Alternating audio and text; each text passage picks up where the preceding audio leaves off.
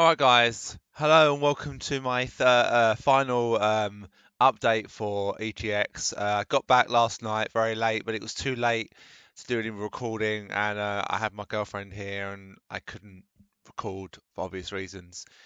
So yesterday for the final day, we didn't really do much. We tried to queue up for Spyro. Unfortunately, it was too busy. I did try Minecraft on the Switch, but I just couldn't get the grasp of the controls. I don't know why. I just can't. I'm not keen on those controls. The B and the A, or the way that I'm used to it, is an Xbox controller, which it's very similar from what I saw, but I kept pressing the wrong button. I kept pressing, and it just got really difficult. Um, I can't think now off the top of my head what we actually played, apart from one thing we did play. We walked around for a little bit. We saw the Hitman presentation in the actual theatre, the EGX theatre, and I got insight into the new Hitman and actually a new inside look into the next map. Um, it was basically people who went there got a chance to know what the map was. But I'm not gonna say what it is, just for the fact that they told us. But to make sure that I don't get flagged or anything, I'm not gonna announce it now, because it might be that it was just for that type of thing. But I think it was streamed live.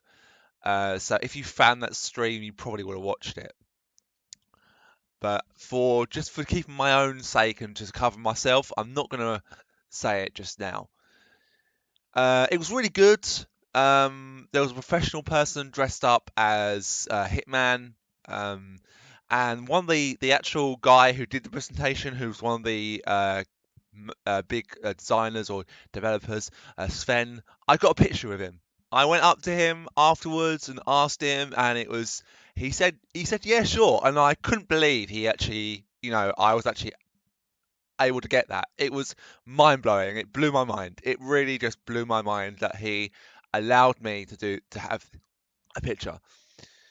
So later on we tried. Oh yes, I know what other game we tried. We tried Call of Duty. We queued up for that in the morning. I know I said the other night on the second update that I wasn't going to do it, but I saw they were giving out a free poster, so I thought, you know what, fuck it, why not? And we tried it. We lost the game. It was the cash mode, the one where you have to go grab the bag of money. And guess who got the only winning round that was that what that we won?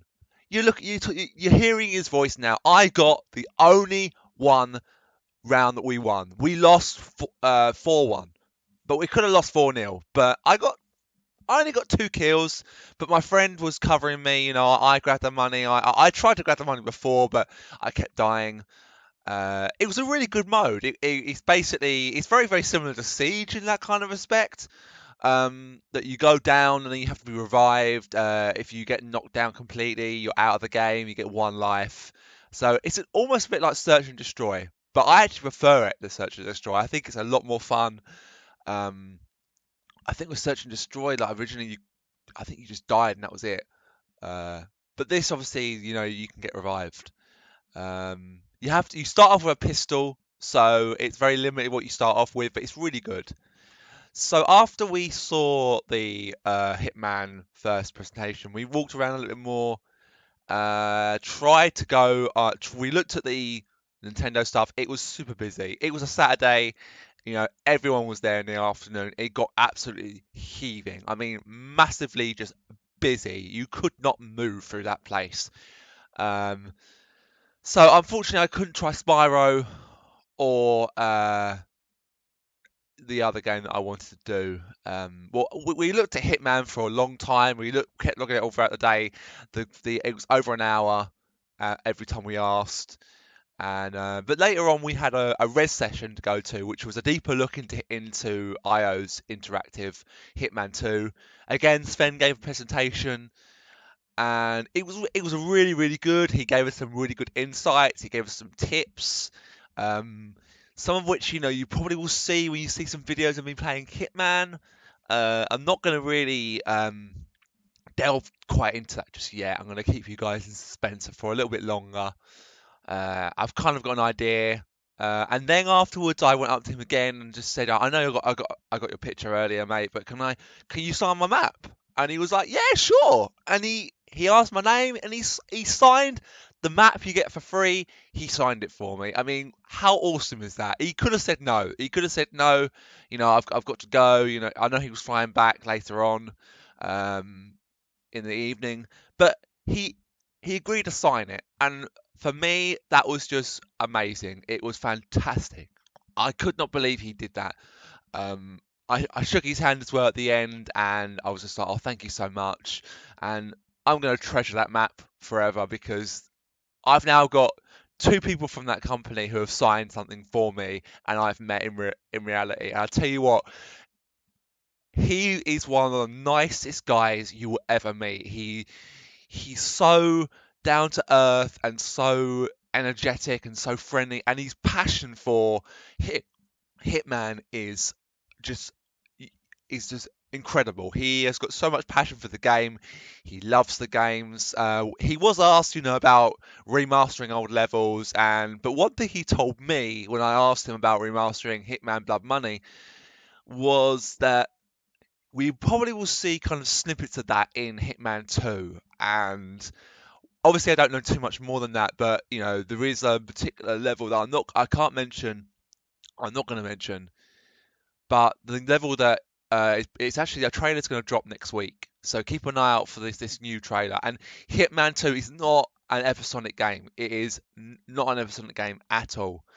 Um, so it's just all the levels in one game, and then for what you all are going to get is a remastered of the old maps. So Hitman 2016, you're going to get all those episodes, all those levels remastered, and with all the mechanics of Hitman 2.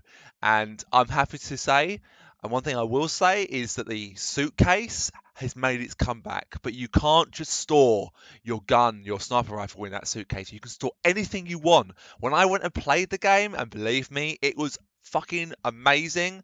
It is so good. I love the level. I love the color. He described the first level as very colorful. The second level, he didn't. He had a very different description. And we're going to get the remastered map so you can have everything in one game, and that is just incredible. It's just so good. I cannot wait for Hitman. I've ordered the collector's edition. I had to get that because I've got the first one, and believe me, guys, I cannot seriously wait for this. This is going to be an absolutely fantastic game. I have no doubt in my mind. And he also dropped, you know, they're laser focused on Hitman 2 now. When they release it, there's going to be live content, elusive targets, and other things coming into the game. He touched on the co-op thing, but they don't really want multiplayer. I don't think it would work personally very much well in Hitman. I think if you're going to do it, do a co-op, and that's fine. Obviously, they've tried it with the beta. I haven't tried it yet, but I want to. And he really gave a good insight, and and there was one particular thing he mentioned on the first level in Miami where if you are lucky enough, you can get you have to kill a father and a daughter at a racetrack, as we already know, there are two targets, and you have to kill them both. And there's a situation in the level where one will walk under somewhere, and you can push the other or do something to make the other one fall on the other one, which will kill them both. And he said it was so much sort of like craftiness in his voice and a bit of like, almost a bit of an evil touch to his voice. It was like, and it was just like, it made everyone laugh. And when I played it, there was one bit that I played where I saw some guy on the ground, he'd been attacked, and someone had nicked his clothes. And it wasn't me as Hitman, it was someone else. And he was like talking to this medical lady who had found him, blood on the floor. And he goes, "Did you see who hit me and knocked me out and got my clothes?" And when that was said, my face just literally beamed. a grin split on my face, and I looked to my right, and the girl who was doing the booth looked at me, and she kind of like nodded, and I kind of like, that is awesome. And she just was, we instantly knew what each other was thinking, and it was just such a great sort of in that moment to see the look on her face when she saw the expression on my face, because they're there to make us enjoy everything. They're there to make sure everything is loved, and we love everything about it. And honestly, she just saw the look on my face, and it was just, she knew what I was thinking. And trust me, I've got some great ideas for this map. I haven't explored it all because I only had 15 minutes. I had to restart a couple of times, but believe me, I couldn't even find. I found the place where I got my equipment, but I cannot wait for this game. And you actually can knock people out with your suitcase, which is I can't remember that being done before. Um, if it ever was done.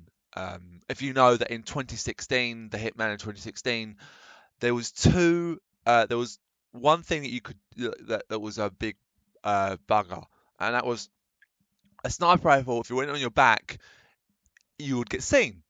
But now you can actually put it in your suitcase, or briefcase, or whatever you want to call it, which is really, really good. So yeah, that was my day 3, my final day at EGX.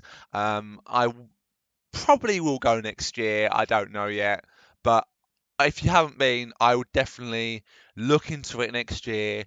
Pay the money for the tickets. Go for more than one day. If you're going to go for the first time, go for a day and just have a taster. And then the next year, look to going for at least, I would go for at least 2 days, because you're not going to get everything done in one day. It's impossible. If you're going to go, even if you go in on the weekend, again, you're not going to get into any other big games that are going to be popular, like Call of Duty and that kind of thing. Resident Evil wasn't there. Battlefield wasn't there, which was really surprising. But I tried Assassin's Creed, as you guys know. I've got a very special other unboxing that's coming with Assassin's Creed Odyssey when I get it on the 4th or 5th of October. I might do the unboxing earlier if needed. But yeah, but on a different note, and while I was at EGX, I got a very sad announcement. I actually saw it on another YouTuber's channel, and Telltale Games, that make the famous Walking Dead comic book seasons and series, has announced that they are closing, and the future of Walking Dead's final season is at the moment in doubt. People are saying that it's been cancelled. People are saying that it's not cancelled. So what they're doing, they laid off 90% of their staff, from what I've read. Believe me, I'm not entirely sure if that's what I've read. I've read 90% of their staff have been laid off, and only 25 staff are remaining at the company to fulfill the last commitments to the backers or their sponsors or whatever, and to finish off Minecraft. That is a deal with Netflix. But what about Walking Dead? I mean, they announced that game. It came out. It started last month, and this new episode was meant to come out next week. I believe they still are saying it is due to releasing next week. But as of right now, it's very, very sketchy of the details.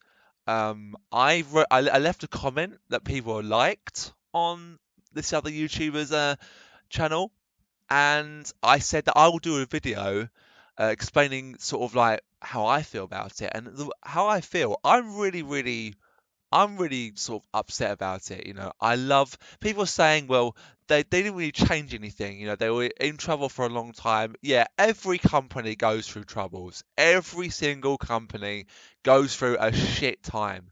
It happens. It's the gaming world. It's business. It happens.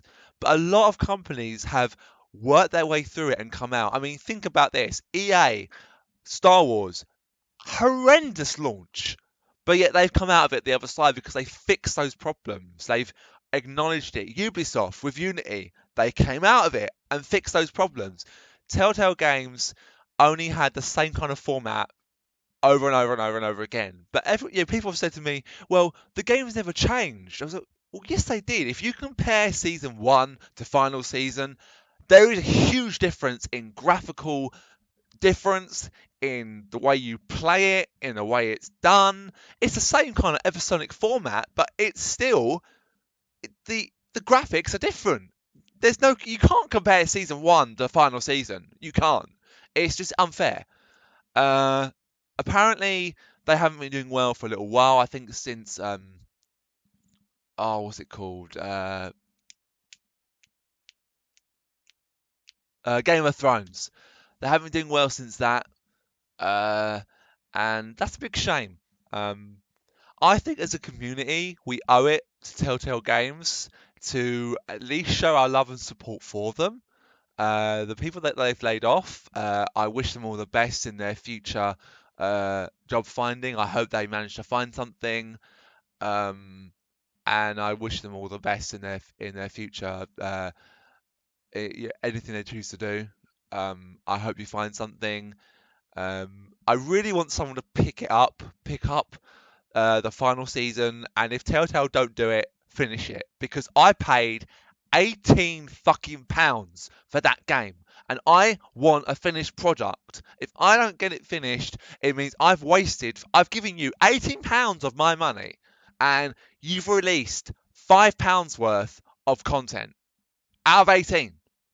Or it's £5 per episode. If you don't have the season, don't have the season. If you do have it, you get them all for free. But you still spent £18. But individually, they're £5.99 each. You know, are you gonna come out and what are you gonna do? What's gonna happen? Something has to happen for anything to go ahead, and that's just how I see it. I said that I would say that what I think we should do as a community, I think we owe it to Telltale Games to at least try and help them out. Maybe there is light at the end of the tunnel. Maybe some miracle, someone somewhere will come and help them out financially or whatever, or buy the company, or maybe they can rebrand it. Lots of companies have rebranded. Loads of companies have gone under and have rebranded. Loads have done that. I think DreamWorks, who made I don't know new nightmare. I think they went bust, but they rebranded under a new name, from what I can remember. That's what I mean. If other companies can do it, Telltale Games, there's no other reason why they can't. And there are people now who are looking for work. They will find work. They have been working on some amazing games. The voice of Clementine, she's amazing. It's really sad that we're probably not gonna see the end of Clementine's story. But fingers crossed that we will. I will do another video on this at some point later on in the week. This is just a very, very quick update, and it's actually longer than what I expected. But I wanted to touch on it now because I did say I'll do it. I just really, really hope that it will happen. I'm just, really worried that we're not going to get anywhere, and it's not going to go anywhere. I know they had Life is Strange scheduled, and Wolf Among Us 2 has been cancelled. But I was told by someone in the queue at Hitman yesterday that other companies are doing this kind of format and doing it better. You've got Hitman, for example, episodic game, really well done, fantastic. You've got Life is Strange, and oh no, Stranger Things they got. Sorry, Stranger Things. I think I said Life is Strange. Stranger Things they got cancelled. Wolf Among Us 2. For years we wanted that game cancelled, and then of course Life is Strange, season 1, and now Life is Strange 2 has been announced. Eversonic, apparently they're fantastic games. I've not played them yet, but apparently they're really, really good. So because of this unfortunate fortunate event that has gone on, I am gonna do next year.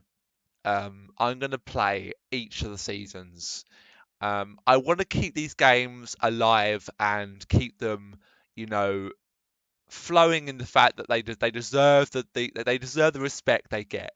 And, you know, I think it's a shame to let these games die and then forgotten about, because that's what happened with a lot of games from like the PS1 era and PS2 era.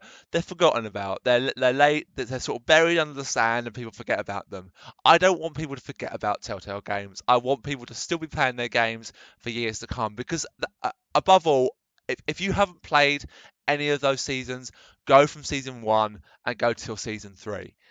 Uh, they are amazing, just absolutely brilliant. They are so good, so well written. The graphics are really good. You know, a comic book kind of look, and they're just really really good. You know, I can't say anything more than that. They're just really really really really good. You know, I can't say a bad word about them. I really can't. They're so good, so well written, and so well done. And I'm really hoping, praying that we all get the end of Clementine's story as they promised us that we would. I know things will happen, but if they are staying to fulfill commitments, your commitment is to Walking Dead. You might have a deal with Netflix, but your commitment is also to Walking Dead. You started the game, don't leave it unfinished. You know, don't make, if you're going to do that, pay people back for the game that you haven't finished. It's an unfinished game. It's one episode, and you've taken £18 off of how many people that have bought that game. You've taken that money. You've got to give something back. If you're in trouble, I understand that, but you saying that you didn't meet certain targets or whatever, something like that, but that's absolutely fine. That's fine. That, you know, I get you didn't meet targets, and that's a shame. That's fair enough. It's not fine, but it's fair enough that you didn't, you know, that you couldn't meet them, and that's why you've had to close down. But, you know, don't announce other things if you know that things aren't going right. You know, it's just, if you knew things, you know, if you knew about this thing like long before it, don't announce season 4 of Walking Dead. Just end it after season 3. Just have like a 6th episode where Clementine, you know, even if she's killed off in a really, really cheesy fucking way, you know, that would at least showed something, giving us some kind of closure to Clementine. Because now all we see is AJ, at the end of episode 1, spoiler alert, all we see is AJ killing, you know, that young child, or that young boy who was head of the children. And that's it. It then ends. And he shoots him. And then you see it, and then you drop a trailer teasing us about episode 2, and then you say, oh, it's in doubt.